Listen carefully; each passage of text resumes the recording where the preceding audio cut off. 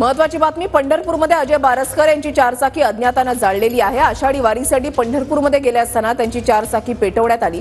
गाडी पेटवल्याप्रकरणी पंढरपूर तालुका पोलीस ठाण्यामध्ये तक्रार दाखल करण्यात आली आहे। मनोज जरांगे यांच्या विरोधात भूमिका घेतल्यानं अजय बारसकर हे चर्चेमध्ये आलेले होते। रवी लवेकर आमचे प्रतिनिधी आमच्या सोबत आहेत, अधिक माहिती जाणून घेणार आहोत। रवी, कुणी ही गाडी जाळली, आतापर्यंत काय पोलिसांनी कारवाई केलेली आहे, काय अपडेट्स मिळत आहेत?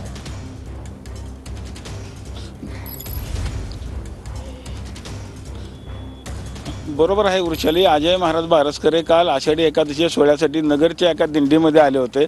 65 एकर परिसरामध्ये त्यांनी मुक्काम केला होता आणि काल आषाढी एकादशी सोहळा असल्यामुळे ते पहाटे खरं तर चंद्रभागेचे स्नान करून ज्यावेळेस विठ्ठल दर्शनाला गेले होते त्यामुळेच काल पहाटे ते दुपार या दरम्यानमध्ये त्यांची टोयोटो कंपनीची गाडी खरं अज्ञात व्यक्तीने जाळलेली आपल्याला ते पाहायला मिळते। अशाची खबर देखील त्यांनी तालुका पोलीस ठाण्यात दाखल केलेली। आता मात्र आपण जर त्यांची ज्यावेळेस फोनवरनं बातचीत केली त्यावेळेस त्यांनी सांगितले की ज्यावेळेस मी प्रदक्षिणा मारत होतो त्यावेळेस मला जरांगे समर्थकांनी खरं तर शिवीगाळ केली होती।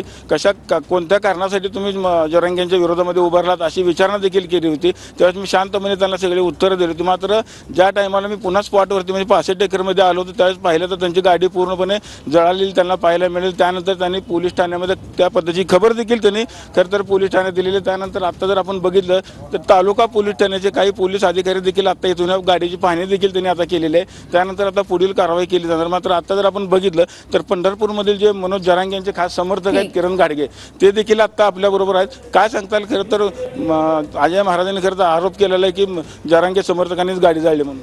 कुठेही जरांगे पाटलाच्या समर्थकाने किंवा मराठा समाजाच्या युवकांनी असं कुठलंही कृत्य केलेलं नाही।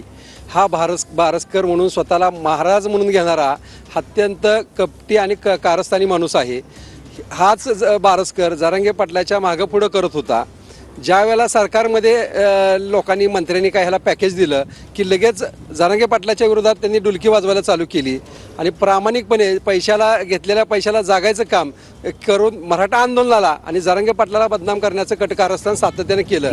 हा आरोप प्रत्यारोप जे त्या ठिकाणी रवी होत आहेत। धन्यवाद दिलेल्या सविस्तर माहितीसाठी।